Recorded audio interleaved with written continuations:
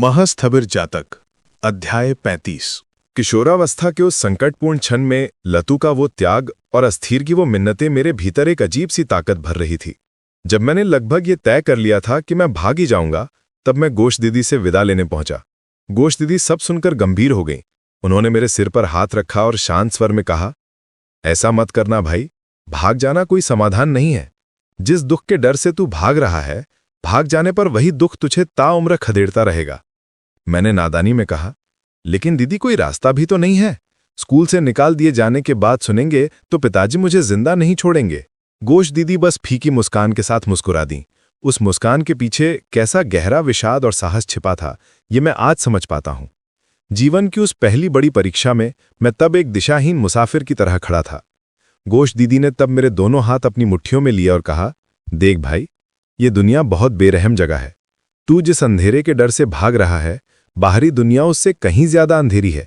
वहां पिताजी नहीं होंगे ये सच है, पर वहां ऐसे लोग मिलेंगे जो पिताजी से भी कहीं ज्यादा क्रूर होंगे। तू बल्कि घर जा, जो होना है होने दे, सीना तानकर सच का सामना कर। मैं चुप रहा। मन के भीतर तब लतू की उन सोने की चूड़ियों की चमक और पिताजी के हाथों का वो शासन, दोनों के बीच एक जंग चल रही थी। अस्थिर बगल में खड़ा बार बार तकादा कर रहा था, देर मत कर रहे, पिताजी अभी लौट आएंगे। मैंने लतू की वे चूड़ियां वापस उसके हाथों में थमा दी। लतू ने हैरानी से मेरी ओर देखा। मैंने कहा, नहीं लतू, इन्हें रहने दे, मैं नहीं भागूंगा। जो नसीब में होगा देखा जाएगा। लतू ने अपने आंचल से मेरे आंसू पोंछ दिए। उस स्पर्श में न जाने कैसी अद्भुत शांति थी। मुझे महसूस हो रहा था कि अगर ये लड़की साथ हो तो मैं यमराज के द्वार पर खड़े होकर भी मुस्कुरा सकूंगा। लेकिन अस्थिर अभी भी डरा हुआ था। वो बार बार कह रहा था, तू बहुत बड़ी गलती कर रहा है स्थवरे, तू पिताजी का मिजाज नहीं जानता। मैंने कोई जवाब नहीं दिया, बस एक लंबी गहरी सांस ली। शरद ऋतु की उस ढलती दोपहर की धूप में मैं खुद को एक नए योद्धा की तरह महसूस करने लगा। गोश्त दीदी ने जाते समय एक छोटी सी डिब्बिया मेरे हाथ में थमा दी और कहा, इसे रख भाई, अगर बहुत ज्यादा घबराहट हो तो इसके भीतर की दवा खा लेना, मन शांत होगा। वो उनकी वही नीम हकीम वाली होम्योपैथी की महाऔषधि थी। मैं मुस्कुरा दिया, जानता था कि कोई भी दवा आज मेरा भाग्य नहीं बदल सकती। फिर भी उनका वो आशीर्वाद लेकर मैं भारी कदमों से घर की ओर चल पड़ा। सीने के भीतर जैसे युद्ध के नगाड़े बज रहे थे। हर कदम ऐसा लग रहा था जैसे फांसी के तख्ते की ओर बढ़ रहा हूं। पूरा मोहल्ला उस वक्त एक सन्नाटे में डूबा हुआ था, मानो आसमान और हवाएं भी मेरे उस दंड की प्रतीक्षा में कान लगाए खड़ी। घर के आंगन में कदम रखते ही देखा कि पिताजी बरामदे में बैठे हैं। सामने उनका वही चिर परिचित हुक्का धुआं छोड़ रहा है। मुझे देखते ही उनकी आंखें न जाने क्यों सिकोड़ ली गई। मैं सिर झुकाकर उनके सामने जाकर खड़ा हो गया। एक पल के लिए लगा जैसे दुनिया ठहर गई है। पिताजी ने हड़बड़ाहट में कोई सवाल नहीं किया, बस गंभीर स्वर में पुकारा, स्थवेर। उनकी उस आवाज की गंभीरता से मेरा पूरा शरीर एक बार कांप उठा। मैंने दबी आवाज में कहा, जी पिताजी। पिताजी ने हाथ का हुक्कर एक तरफ रख दिया और सीधे मेरी आंखों में झांका। मैं समझ गया कि तूफान से पहले का वह सन्नाटा अब खत्म होने वाला है, मगर ताज्जुब की बात यह थी कि मेरे मन के भीतर अब कोई डर नहीं था। लतू के आंसू और गोश्त दीदी के साहस ने मुझे जैसे एक अलौकिक कवच बर्मा से घेर लिया था। मैं जानता था कि आज जीवन के एक नए इतिहास की शुरुआत होगी। उस इतिहास में मार भले ही हो, पर हार नहीं होगी। दोपहर की थकी हुई धूप धूल भरी खिड़की की सलाखों से छनकर आधे अंधेरे कमरे के फर्श पर ज्यामितीय आकृतियां, ज्योमेट्रिक पैटर्न्स उकेर रही है। कोने की अलमारी में रखी पुरानी पोथियों और किताबों के पीले पड़ चुके पन्नों की एक अजीब सी गंध हवा में तैर रही है। बाहर किसी अनजाने पक्षी की एक रस पुकार उस सन्नाटे को और भी गहरा कर रही है। कमरे के एक कोने में पड़ी वह डायरी और बिखरी हुई किताबें जैसे एक अनकही पीड़ा की खामोश गवाह बनकर खड़ी हैं। जब गोश्त दीदी ने इस तरह पूछा, भागेगा तो सही, पर पैसे कहां से लाएगा, तब सीने के भीतर जैसे एक पल में सब पत्थर हो गया। मैंने तो मन ही मन सोचा था कि भाग जाने की बात कहते ही गोश्त दीदी खुद अपने आंचल की गांठ खोलकर मुझे पैसे दे देंगी। लतू तो अपने तन से सोने की चूड़ियां उतार कर देना चाहती थी, पर डर था कि कहीं कोई सुनार उस छोटी उम्र में मुझे वे जेवर बेचते देख शक न कर ले और हंगामा न खड़ा हो जाए। इसलिए लतू के उस सप्रेम दान को मैंने लौटा दिया था। लेकिन गोश्त दीदी, उन्होंने तो कितनी ही बार कहा था कि उनका जो कुछ भी ऐश्वर्य, गहने या पैसे हैं, सब हम दोनों भाइयों का ही है। क्या उनकी वे बातें तब महज कहने की बातें थीं? अभिमान में मेरे गालों पर टप टप आंसू गिरने लगे। मैंने सोचा, ये स्त्री तब इतने दिनों से हमें बस माया के छल से बहला रही थी।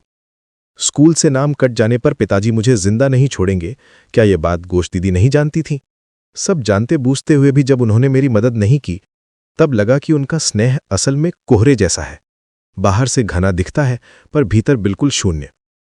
मुझे रोते देख जब उन्होंने अचानक मुझे गले लगा लिया और कहा, मुझे छोड़कर जाने में तुझे दुख नहीं होगा रे? तो मैंने गुस्से में कह दिया, बिल्कुल नहीं। तुम लोग अगर मेरी मौत की खबर जानकर भी ऐसे पत्थर बने रह सकते हो तो तुम्हें छोड़कर जाने में मुझे कैसा दुख? गोश्त दीदी ने मेरी उन कड़वी बातों को सुनकर मुझे और भी जोर से अपने सीने से सटा लिया। उनके आंसुओं की वो तपन में अपनी गर्दन पर महसूस कर पा रहा था। वे सिसक सिसक कर रो पड़ी और बोली, नहीं रे, तू कहीं नहीं जा पाएगा, मैं तुझे जाने ही नहीं दूंगी। तय ये हुआ कि जब पिताजी मेरे अपराध के दंड स्वरूप मुझे मारना शुरू करेंगे तो गोश्त दीदी उस घर से दौड़कर आएंगी और बीच में खड़ी होकर मुझे बचा लेंगी। उनके उस वादे को संबल बनाकर मैंने कुछ दिनों के लिए चैन की सांस ली, लेकिन सुख नसीब में कहाँ ज्यादा टिकता है। कुछ ही दिनों बाद स्कूल में अचानक वो खौफनाक पल आ ही गया। क्लास में पढ़ाई के बीच में चपरासी आया और मास्टर साहब के हाथ में एक कागज का टुकड़ा थमा दिया। उन्होंने उस चिट्ठी को ऊंची आवाज में पढ़कर सुनाया, लगातार दुर्व्यवहार और अनुशासनहीनता के कारण स्थवीर शर्मा का नाम स्कूल के रजिस्टर से काट दिया गया है। मेरे कानों में जैसे हजारों झांझ मंजीरे एक साथ बज उठे। पूरी दुनिया मेरी आंखों के सामने तेजी से घूमने लगी। क्लास के सारे दोस्त सन्न रह गए। मास्टर साहब ने भी पढ़ाई रोक दी और एक लंबी आह भरकर उदास स्वर में कहा, स्थवीरा, तुम्हारे लिए मुझे सचमुच बहुत दुख है। स्कूल की छुट्टी से पहले हेडमास्टर साहब ने मुझे बुलाया और हाथ में एक लिफाफा थमा दिया। पिताजी के पते पर लिखा हुआ वो एक कठोर दंड का आदेश पत्र यानी एक्सपर्शन लेटर था। मेरे पैर उस वक्त जैसे मेरे काबू में ही नहीं थे। दोस्तों ने सहानुभूति जताई, कुछ ने तो अधिकारियों के अन्याय के खिलाफ विद्रोह की बात भी छेड़ी, लेकिन मेरे कानों में तब सिर्फ एक ही सवाल हथौड़े की तरह चोट कर रहा था, अब क्या होगा? पिताजी जब ये पत्र पढ़ेंगे तब मेरे लिए क्या अंजाम इंतजार कर रहा है? घर लौटकर मैंने उस जानलेवा पत्र को मां के हाथ में थमा दिया और सीधे छत वाले कमरे में भाग गया। उस दिन मुझे किसी का साथ अच्छा नहीं लग रहा था, न लतू का न गोश्त दीदी का। सीने के भीतर बस एक अनजानी आशंका धक धक कर रही थी। अस्थिरा बगल में बैठकर तरह तरह की सांत्वना दे रहा था, पर मेरे दिमाग में सिर्फ एक ही चिंता घूम रही थी, अब क्या होगा जब पिताजी उस पत्र का मजमून पढ़ेंगे? तब मेरे लिए कौन सा दंड मुकर्रर किया जाएगा? बिस्तर पर लेटे हुए हर पहर एक चरम उत्तेजना में बीत रहा था। लग रहा था अभी, बस अभी नीचे से पिताजी की वो गंभीर आवाज गूंजेगी। घड़ी की सुइयां 12 पार कर गईं, मगर कोई आहट नहीं हुई। यादों के समंदर से 5 साल पहले की वो अभिशप्त रात उभर आई। महज 8 साल की उम्र में 3 पैसे की चोरी का एक झूठा कलंक सिर पर लिए मैंने इसी तरह एक नींद विहीन रात बिताई थी। उस दिन हैदवा के पानी में डूबकर सब कष्टों का अंत कर देना चाहा था। आज भी आत्महत्या का वो विचार बार बार मन में आ रहा था, पर लत्तू की उन सजल आंखों की याद आते ही मन कांप उठा। लत्तू को छोड़कर जाना बहुत कठिन था। मैं व्याकुल होकर ईश्वर को पुकारने लगा, हे परमपिता, जीवन में कितनी ही बार तूने मुझे संकटों से उबारा है, इस आखिरी बार मुझे बचा ले प्रभु। तभी छत के दरवाजे पर हल्की सी दस्तक हुई। मैं हड़बड़ाकर उठने ठा। अस्थिर बगल में बेसुध सो रहा था। बत्ती बुझाकर दबे पांव सीढ़ियां पार कर जैसे ही दरवाजा खोला, शरद ऋतु की मायावी चांदनी का एक झोंका मेरे चेहरे पर आ गिरा। सामने देखा, देवी की प्रतिमा जैसी गोश्त दीदी खड़ी थीं। उनके शरीर पर वो धवल सफेद थान यानी विधवा की साड़ी था। चांद की रोशनी में उनका वो शांत रूप जैसे किसी अलौकिक आभा से मंडित हो उठा था। उस खामोश आधी रात में गोश्त दीदी के उदास चेहरे पर जैसे कोई अभयवाणी लिखी थी। मुझे लगा जैसे भगवान ने मेरी प्रार्थना सुन ली हो और आसमान के उस चांदनी लोक से मेरी अपनी मां को ही भेज दिया हो। उनका हाथ पकड़कर काश आज रात ही किसी परियों की कहानी वाले देश में खोया जा सकता, जहां न पिताजी का शासन हो न स्कूल का ये अपमान।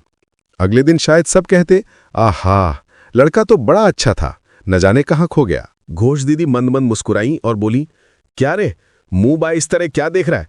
कब से दस्तक दे रही हूं, क्या तेरे कानों में कुछ सुनाई नहीं देता? मैं और खुद को रोक नहीं पाया, फपक कर रो पड़ा और गोश्त दीदी को पूरी ताकत से गले लगा लिया। हम दोनों छत के एक कोने में जाकर बैठ गए। गोश्त दीदी ने मेरे सिर पर हाथ फेरते हुए शांत स्वर में कहा, तुझे डरने की कोई जरूरत नहीं है भाई, मैं वादा करती हूं जैसे भी हो तुझे पिताजी की मार से मैं बचाऊंगी ही। तू नहीं जानता स्थविर, मैं तुझे कितना प्यार करती हूं।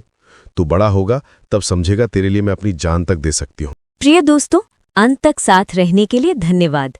कृपया हमें प्रोत्साहित करने के लिए इस वीडियो को लाइक, शेयर और सब्सक्राइब करें।